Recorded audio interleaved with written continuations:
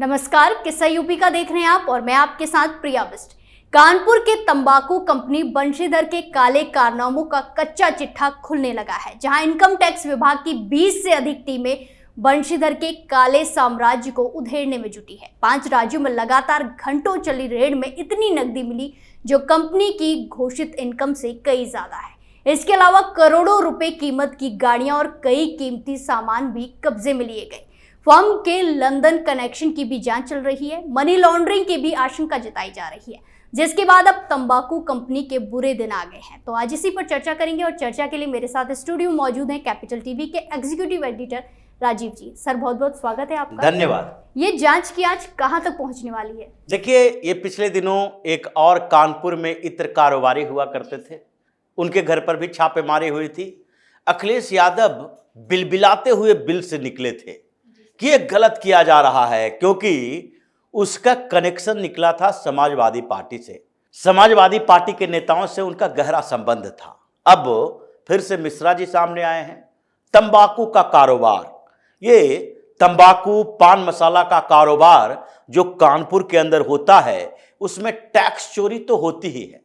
छोटी मोटी जो टैक्स चोरियां होती है उसके लिए छोटे मोटे छापे पड़ते हैं, इनकम टैक्स डिपार्टमेंट की नोटिस जाती है, और यूपी सरकार के तरफ से जो नोटिस जा रही थी जीएसटी बचाने को लेकर, उसमें वो लोग अपने पैसे जमा कर दिया करते थे टैक्स चोरी के मामले में। लेकिन ये बंशीधर का मामला अलग था। यहां पर जो जानकारी मिली थी वो इन्फॉर्मर था कंपनी का ही। 4 से 5 इन्फॉर्मर की बात सामने आ रही है, जिसने इनकम टैक्स डिपार्टमेंट को बताया।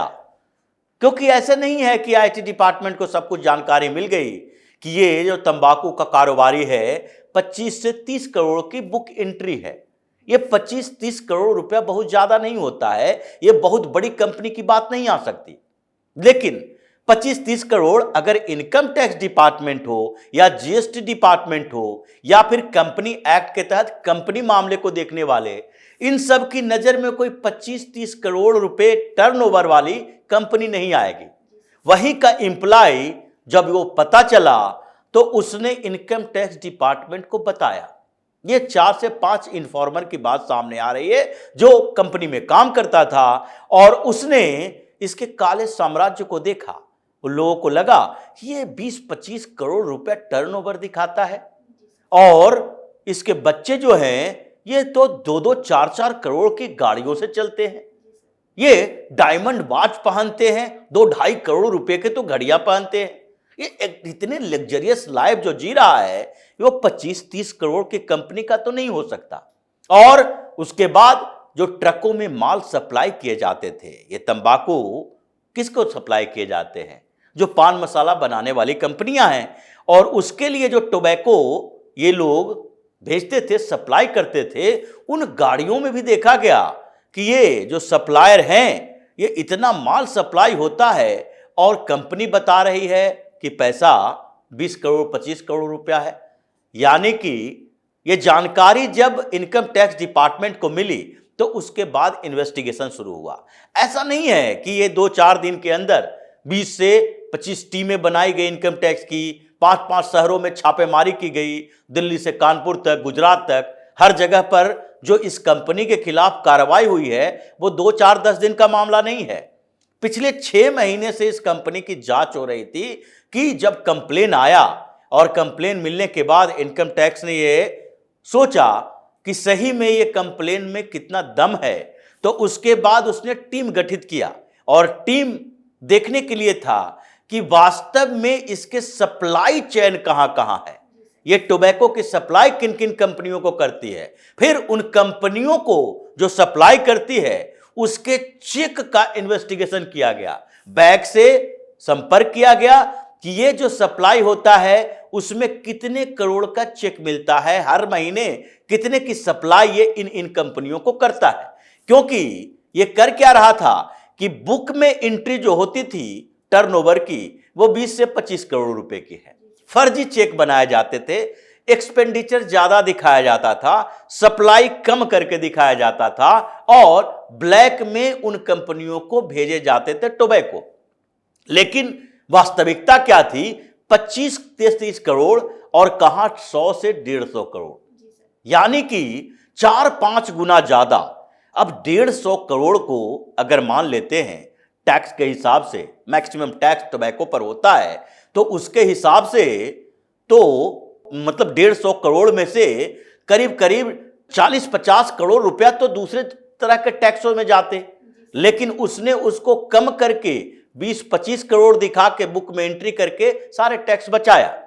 और दूसरे तरीके से हवाला के कारोबार के जरिए इसने पैसे विदेशों में भी भेजे हैं, जैसे कि जानकारी इनकम टैक्स की तरफ से मिल रही है कि अब ये मनी लॉन्ड्रिंग का मामला है। तो मनी लॉन्ड्रिंग का मामला इनकम टैक्स डिपार्टमेंट नहीं देखता। मनी लॉन्ड्रिंग का मामला जैसे ही आएगा पीएमएलए के तहत, तो उसमें ईडी की एंट्री होती है, जिस तरीके से दूसरे कई मामलों में हुई है। जितनी कंपनियों में छापेमारी हुई, जितने पॉलिटिकल लीडर के खिलाफ छापेमारी हुई, ये सब में पहले सीबीआई जाती है, इनकम टैक्स डिपार्टमेंट इन्वॉल्व होता है, और जब मामला हो जाता है मनी लॉन्ड्रिंग का, यानी कि पैसे की हेरफेर शेल कंपनियों के माध्यम से किया जा रहा है, हवाला ऑपरेटर के माध्यम से किया जा रहा है, तो फिर इसके लिए एक्सपर्टीज ईडी के पास है। और वही चीजें इसके यहां भी देखने को मिली। जब इन लोगों ने छापेमारी की तो सबसे पहले लैपटॉप जब्त किया गया, डिजिटल एविडेंस देखे गए कि लैपटॉप में और सिस्टम में जो कंप्यूटर है उनमें तो कम से कम एक बार सही एंट्री की होगी, क्योंकि ऐसा नहीं है कि कंपनी के अंदर जो सप्लाई किए जा रहे हैं वो आप अपनी कंपनी के डाटा में नहीं रखेंगे। और यहीं पर इन लोगों ने भूल कर दी थी। ये पूरा ऑपरेशन जो हो रहा था इसके ऑफिस से हो रहा था, ऑफिस से बाहर से नहीं हो रहा था। कभी कभी ये होता है कि डुअल तरीके से ऑपरेशन होता है, एक ऑफिस जो चलाया जा रहा है और दूसरा ऑफिस वो जहां पर ओरिजिनल डॉक्यूमेंट्स होते हैं, जो सिर्फ और सिर्फ कंपनी के ऑनर के लिए होता है कि उसको पता चले कि हमें कितना प्रॉफिट मिल रहा है, कितना हमें लॉस हो रहा है, और ओरिजिनल टैक्स हम कितना दे रहे हैं, दूसरे स्तर पर टैक्स कितना जमा किया जाना चाहिए। लेकिन इसने यहीं पर बड़ी भूल कर दी कि उसने ओरिजिनल डाटा भी उसमें रखा था।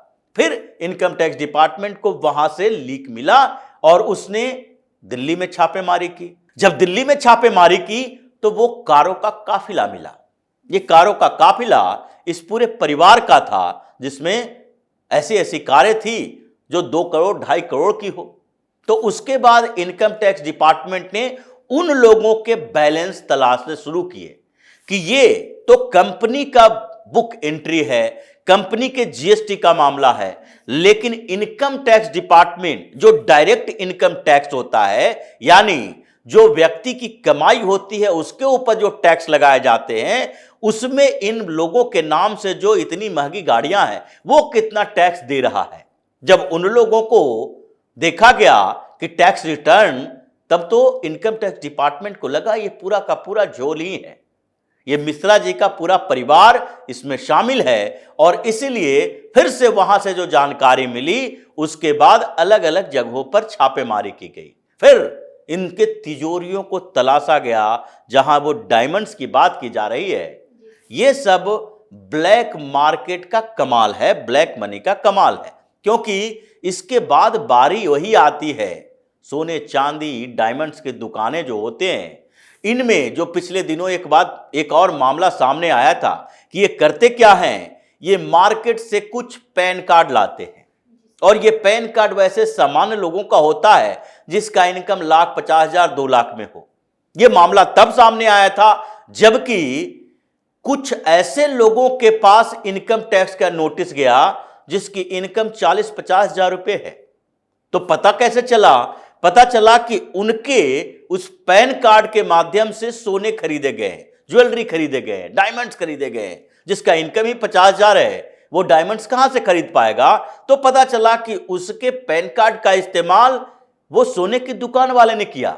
ये ब्लैक मनी का कारोबार करता है और ये उन लोगों को ज्वेलरी देता है लेकिन उसका पैन कार्ड नहीं रखता, वो कैश में कारोबार करता है, और जिसका पैन कार्ड लिए हुए है उसको पता ही नहीं होता कि हमने डायमंड्स खरीदे, ज्वेलरी खरीदे हैं। तो ये जो नेक्सस पकड़ा गया, उसके बाद इनकम टैक्स डिपार्टमेंट ने इसकी छानबीन शुरू की है। मतलब अब जो ये छापेमारी हुई है, ये नोटों का पहाड़ जो दिख रहा है, डायमंड सोने के गड्ढे मतलब ईंटें दिख रही है, ये सारे जो जब्त हुए हैं कानपुर के अंदर, इस बात की सबसे ज्यादा डर वहां के कारोबारियों का है।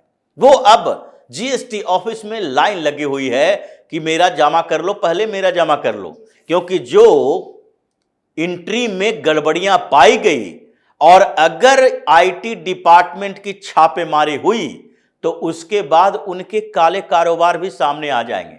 ब्लैक मनी का कारोबार जो करता है वो अगर छोटे मोटे टैक्स देकर इनकम टैक्स को अपने घर आने से बचा ले तो उसकी एक बड़ी कामयाबी मानी जाती है। जैसे मिश्रा जी ने ये 25-30 करोड़ के छोड़कर अगर अपनी कंपनी का टर्नओवर 80-90 करोड़ दिखाया होता तो न तो शक होता, न इन्फॉर्म किए जाते और न ही इनके घर पे छापेमारी होती, तो करोड़ों करोड़ का कैश बरामद होता। इसलिए अब जीएसटी डिपार्टमेंट के पास, इनकम टैक्स के पास कारोबारियों की लाइन है कि हम लोग अपना टैक्स चुकाने की कोशिश कर रहे हैं, टैक्स चुकाओ और इनकम टैक्स के छापों से बचो, ये हाल है। लेकिन अभी धीरे धीरे पता चलेगा कि इन लोगों ने कितने पॉलिटिकल पार्टियों को अपने आसपास रखा है, क्योंकि समाजवादी पार्टी का कानपुर कनेक्शन तो पिछली बार पता चला था।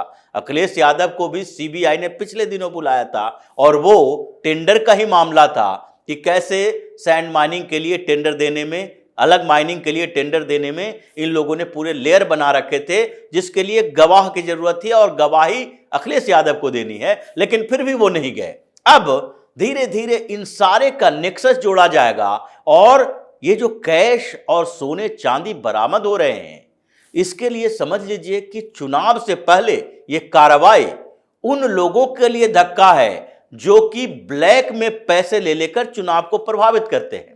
और ये समाजवादी पार्टी पहले से जानती है कि जैसे ही ये कानपुर के इंडस्ट्रियलिस्ट, जैसे ही उत्तर प्रदेश के माफिया, इन लोगों के ऊपर कार्रवाई होगी, इसके आधा बैंक अकाउंट जब्त हो जाएंगे। और यही वजह है कि अभी विपक्ष की कोई पार्टी पूरी तरीके से ये बात के लिए नहीं कह रहे कि देखिए बड़े बिजनेसमैन को तंग किया जा रहा है, जैसे ये बार बार पहले ये जैन के मामले में किया था, इत्र कारोबारी के मामले में किया था। अभी चुप्पी साधे हुए हैं क्योंकि आगे चुनाव होना है, लेकिन नेक्सस तो पता चलेगा और इनकम टैक्स डिपार्टमेंट अब इस मामले को ईडी के हवाले करने वाली है, जहां से सेल कंपनियों से इनके तार जुड़ते हुए वहां तक पहुंचेंगे जो पॉलिटिकल कनेक्शन दिखाएगा। धन्यवाद सर समझाने के लिए। धन्यवाद। इस छापेमारी को तंबाकू कंपनी बंशीधर के कारोबार के लिए बड़ा झटका माना जा रहा है। छापे के पहले 2 दिन इनकम टैक्स डिपार्टमेंट को करीब 7 करोड़ रुपए नगद, 80 करोड़ रुपए की कीमत के जेवर और लग्जरी कारें बरामद हुई।